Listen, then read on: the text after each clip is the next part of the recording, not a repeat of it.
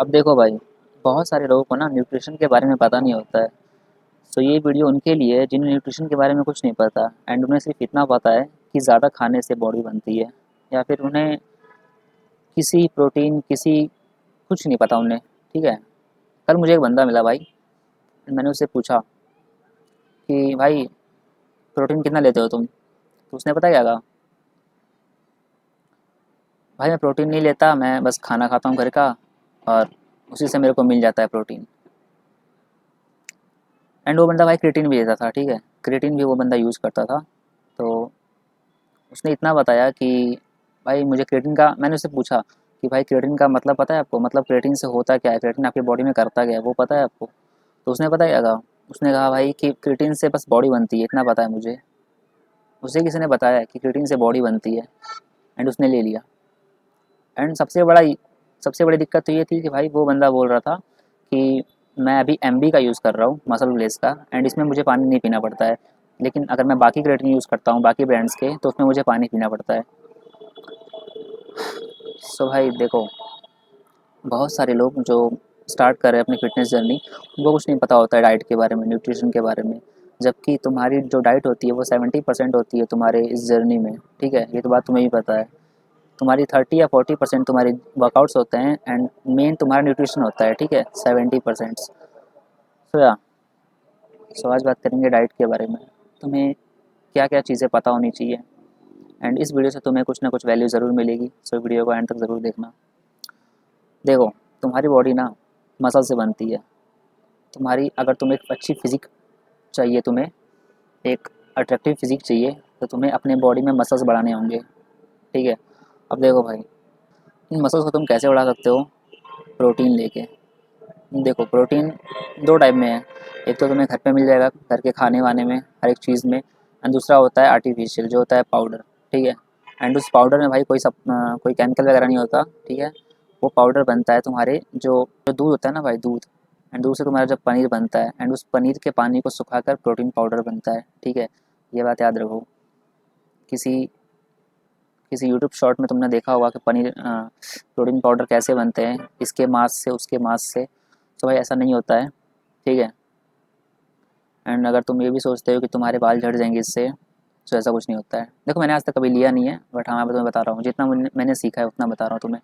तो सबसे पहले तो सारी कंसेप्शन हटाओ अपने दिमाग से, जो तुम्हें फालतू भर रखी है तुम्हारे दिमाग में। अब देखो, प्रोटीन तुम कहाँ से कंप्लीट कर सकते हो?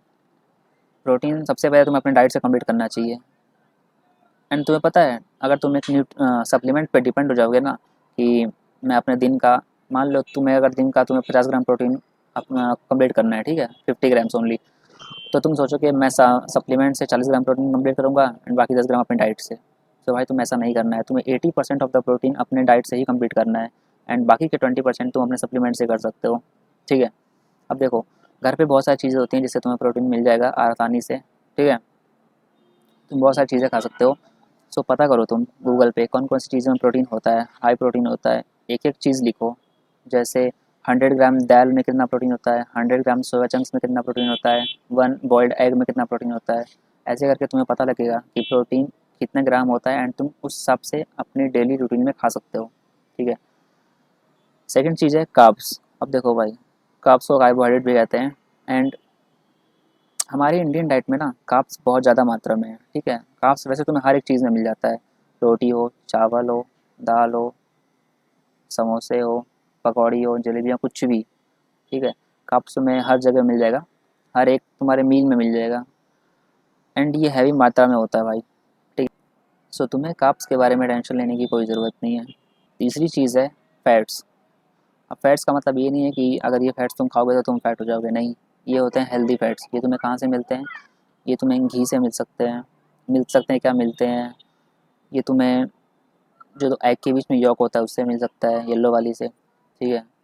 एंड अगर तुम एग कंज्यूम करते हो ना, तो उसके सेंटर वाला पार्ट भी कंज्यूम करो। ठीक है, उसमें बहुत सारे मिनरल्स, वाइटामिन एंड ये हेल्दी फैट्स होते हैं।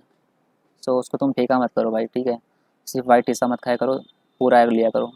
And it is also very essential for your testosterone growth. तो इसको तुम कभी भी नेग्लेक्ट मत करना।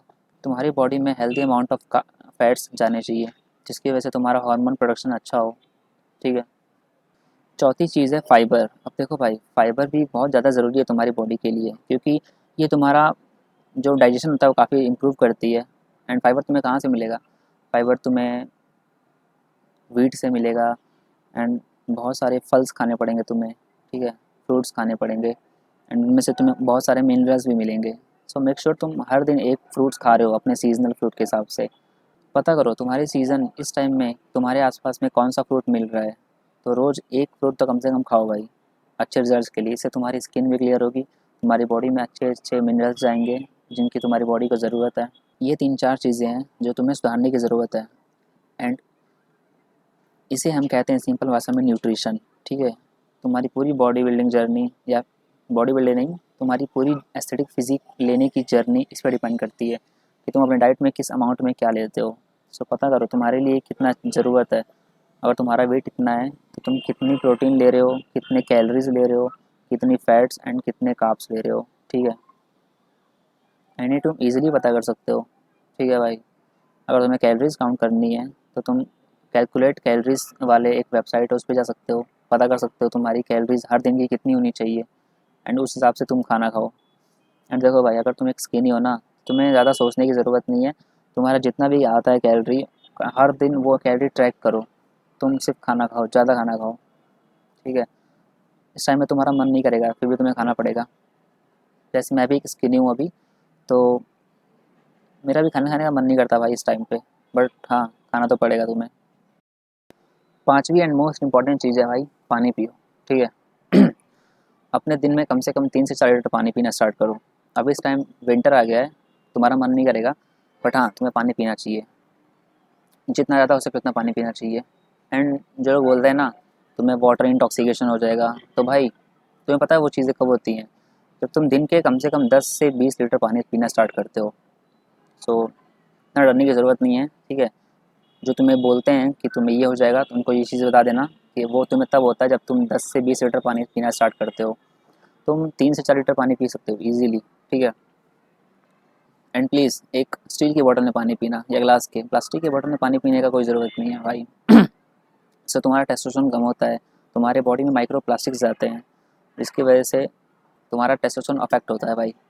पानी प्लास्टिक के बोतल में पीना बंद करो भाई आज से ही। अगर तुम प्लास्टिक के बोतल में पानी पीते हो, उस स्प्राइट में या फिर उस माज़ा में, तो तुम अपने टेस्टोस्टेरोन से खेल रहे हो भाई। अपने एनवायरनमेंट में देखो, तुम्हारे आजू बाजू हर जगह तुम्हें प्लास्टिक मिल जाएगा। So be aware from this. And इसके अलावा तुम्हें बहुत सारे वाइटामिन पे भी ध्यान देना पड़ेगा। तुम्हारी बॉडी में किस किस वाइटामिन की कमी है, किस किस मिनरल की कमी है, इसके लिए तुम चेकअप करा सकते हो अपना। आई होप तुम्हें कुछ वैल्यू मिली होगी। सो तब तक के लिए take care and stay strong.